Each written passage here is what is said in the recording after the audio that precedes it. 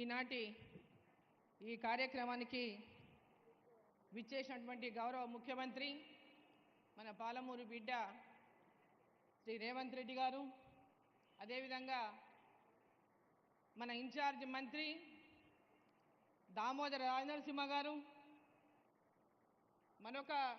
మన జిల్లా మంత్రులు జూపల్లి కృష్ణారావు గారు, శ్రీహరి గారు, అదేవిధంగా అజరుద్దీన్ గారు కూడా వచ్చినారు, ఇంతకుముందు కనపడ్డారు. మరి వేదిక మీద ఉన్నటువంటి మరొక పార్లమెంటు సభ్యుడు, నాగర్ కర్నూలు పార్లమెంటు సభ్యుడు మల్లు రవి గారు, స్థానిక శాసనసభ్యులు ఎన్ఎం శ్రీనివాసరెడ్డి గారు, జడ్చల్ల శాసనసభ్యులు అనిరుద్ రెడ్డి గారు, ఉమ్మడి జిల్లా నుంచి విచ్చేసినటువంటి శాసనసభ్యులకు, శాసన మండలి సభ్యులకు, వేదిక మీదటువంటి పెద్దలకు, వేదిక ముందున్నటువంటి అక్క చెల్లెళ్లకు, అన్న తమ్ములకు, మీడియా మిత్రులకు అందరికీ కూడా నా యొక్క నమస్కారాలు తెలియజేస్తా ఉన్నాను.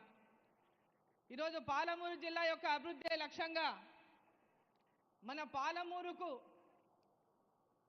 పాలమూరు బిడ్డగా ఈ రాష్ట్రానికి ముఖ్యమంత్రిగా ఉన్నటువంటి రేవంత్ రెడ్డి గారి మీద ఒక పెద్ద బాధ్యత ఉంది మన పాలమూరు యొక్క అభివృద్ధి పైన.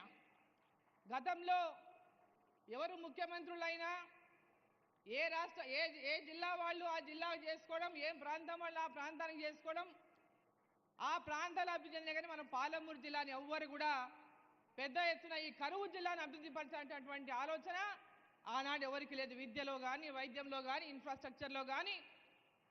ఈరోజు ఆనాడు పెద్ద ఎత్తున పాలమూరు జిల్లాను అభివృద్ధి పరచాలనేటటువంటి ఒక లక్ష్యంతో, ప్రాజెక్టులను తీసుకుపోయినటువంటి ఒక లక్ష్యంతో పాలమూరు జిల్లా ప్రాజెక్టులను టేకప్ చేసి పూర్తవుతున్నటువంటి సందర్భంలోనే తెలంగాణ రావడం, తెలంగాణలో టీఆర్ఎస్ పార్టీ అధికారంలోకి రావడం, పాలమూరు జిల్లా నుంచే గెలిచినటువంటి కేసీఆర్ గారు మన పాలమూరు ప్రాజెక్టులను ఎండగట్టడం అనేది పాలమూరు జిల్లా ప్రజలు ఏనాడు మర్చిపోరని చెప్పి నేను తెలియజేస్తా ఉన్నా. పాలమూరుకి ఈరోజు ముఖ్యంగా పాలమూరు జిల్లాలో పెండింగ్లో ఉన్నటువంటి ప్రాజెక్టును పూర్తి చేయలేదు. పాలమూరు రంగారెడ్డి ప్రాజెక్టును ఆనాడు వెనుకబడిన జిల్లాలో పాలమూరు రంగారెడ్డి ప్రాజెక్టును టేకప్ చేస్తేనే తప్ప పాలమూరు జిల్లా మొత్తం సస్యశ్యామలం అవుతుంది.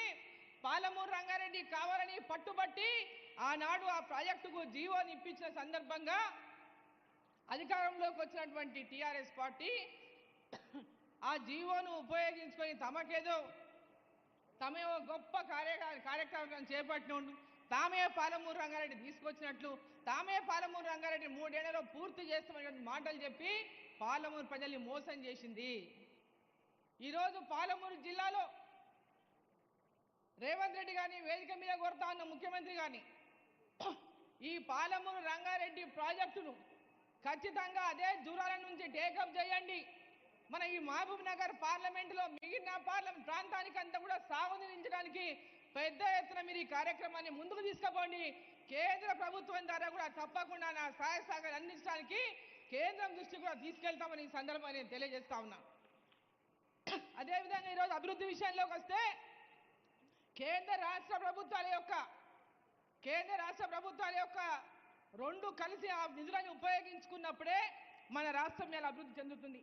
రేవంత్ రెడ్డి గారు ప్రధానమంత్రి దగ్గరికి వెళ్ళి తెలంగాణ రాష్ట్రం యొక్క అప్పులు, అవసరాలు, అభివృద్ధి గురించి మరి కేంద్రంలో ఉన్నటువంటి నరేంద్ర మోదీ గారికి అనేక మంది కేంద్ర మంత్రులకు విషయాలు తెలియజేసి పెద్ద ఎత్తున కేంద్ర రాష్ట్ర ప్రభుత్వాల షేర్ ఉన్నటువంటి ప్రాజెక్టులపైన మనం ఫోకస్ చేయాలి. ఆ షేర్కి సంబంధించి రాష్ట్ర ప్రభుత్వం కూడా షేర్ ఇవ్వడానికి సిద్ధంగా ఉంది.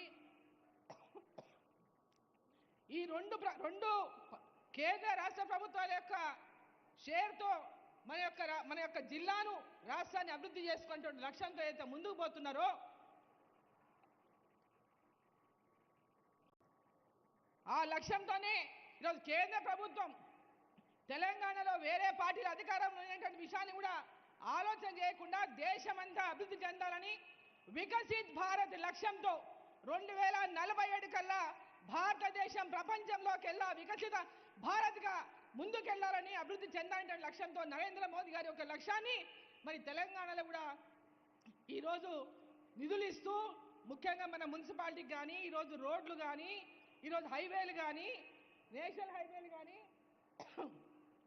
నేషనల్ హైవేలు కానీ రోడ్లు మనకు మహబూబ్ నగర్కి బైపాస్ శాంక్షన్ చేయించుకున్నాం, జడ్చర్లకు బైపాస్ శాంక్షన్ చేయించుకున్నాం. ఇక్కడ ఉన్నటువంటి స్థానిక ఎమ్మెల్యేలు కూడా దానికి కలిసి అందరం కూడా పాలమూరు ఎన్నికలు వచ్చినప్పుడే రాజకీయం. వాస్తవంగా చెప్పాలంటే ఇక్కడ ఉన్న వాళ్ళందరూ నన్ను ఓడగొట్టడానికి గట్టిగా పనిచేసిన వాళ్ళే, ఇక్కడ ఉన్న వాళ్ళంతా నన్ను ఓడగొట్టడానికి గట్టిగా పనిచేసిన వాళ్ళే. కానీ ఎన్నికలు అయిపోయినాయి, మనం అందరము కలిసి పాలమూరు అభివృద్ధి లక్ష్యంగా, అభివృద్ధి ధ్యేయంగా మనం పనిచేయాలనేటటువంటి లక్ష్యంతో ఇవాళ పాలమూరు అభివృద్ధి కోసం కట్టుబడి పనిచేస్తా ఉన్నాం. అదేవిధంగా ఈరోజు మహబూబ్నగర్లో 823 కోట్లు ఇవాళ శాంక్షన్ అయినాయి. 200 కోట్లు తాగునీటి కోసం, 621 కోటి అండర్ గ్రౌండ్ డ్రైనేజ్ ఇతర పనుల కోసం. అదేవిధంగా రైల్వే ద్వారా టీడీగుట్ట ఫ్లైఓవర్ శాంక్షన్ అయింది, ఆర్ఓబి. దేవరకద్ర ఎల్హెచ్ఎస్ శాంక్షన్ అయింది, అంటే లిమిటెడ్ హైట్ సబ్వే శాంక్షన్ అయింది దేవరకద్రకి. రెండు కూడా రేపు వచ్చే నెలలో దేవరకద్ర టెండర్ అవుతుంది, ఏప్రిల్లో మహబూబ్నగర్ టీడీగుట్ట టెండర్ అవుతుంది. మిగిలిన తిమ్మసానిపల్లి కానీ, బోయపల్లి కానీ, ఈరన్నపేట కానీ, అదేవిధంగా మోదీనగర్ కానీ ఇవన్నీ కూడా శాంక్షన్ అయినాయి. అవి కూడా ఏప్రిల్ మే మాసంలో వాటి పనులు కూడా ప్రారంభమవుతాయి. టౌన్లో ఉన్నటువంటి రైల్వే లైన్ల వల్ల పెద్ద ఎత్తున ప్రజలు ఇబ్బంది పడతా ఉన్నారు, ట్రాఫిక్ సమస్యలు పెద్ద ఎత్తున ఉన్నామని ఈరోజు మనం ఇవన్నీ కూడా కలిసి దీన్ని కేంద్ర ప్రభుత్వం వీటికి 100% నిధులు ఇచ్చి వీటిని శాంక్షన్ చేస్తూ ఉంది. గతంలో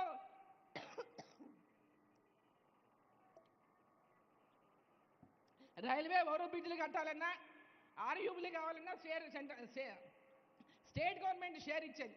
ఆ షేర్ ఇవ్వకపోవడం వల్ల గతంలో ఆ పనులన్నీ కూడా మధ్యలో నిలిచిపోయి పైన బ్రిడ్జులు ఏలాడుతున్నాయి. అటువంటి పరిస్థితి రావద్దని కేంద్రం 100% నిధులు వాటికి ఇచ్చి అలా పనులు టేకప్ చేస్తూ ఉందని చెప్పి సందర్భంగా నేను తెలియజేస్తా ఉన్నా.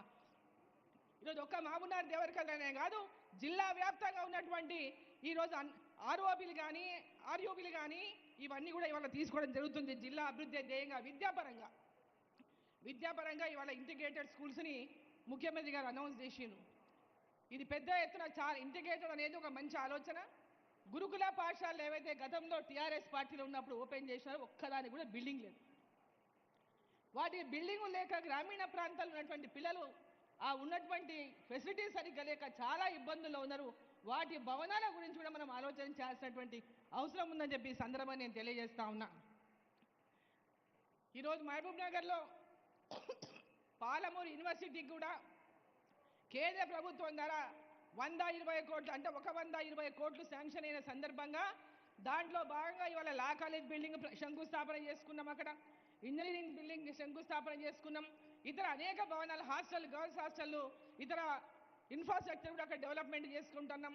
కాబట్టి ఈరోజు కేంద్ర రాష్ట్ర ప్రభుత్వాల యొక్క ఈ యొక్క అభివృద్ధి పైన పెద్ద ఎత్తున మరి దృష్టి పెట్టి కేంద్ర ప్రభుత్వ నిధులకు మన రాష్ట్ర ప్రభుత్వ నిధులను మ్యాచింగ్ చేసుకుంటూ ఎక్కడ కూడా ఆ పథకాలు ల్యాప్స్ కాకుండా పూర్తి స్థాయిలో ఉపయోగించుకోవాలని ముఖ్యమంత్రి గారిని వేదిక ద్వారా కోరుతూ, మరి మహబూబ్నగర్లో ఇంకొక ముఖ్య విషయం, పాలమూరు జిల్లాలో రోడ్ల పరిస్థితి చాలా అధ్వానంగా ఉంది.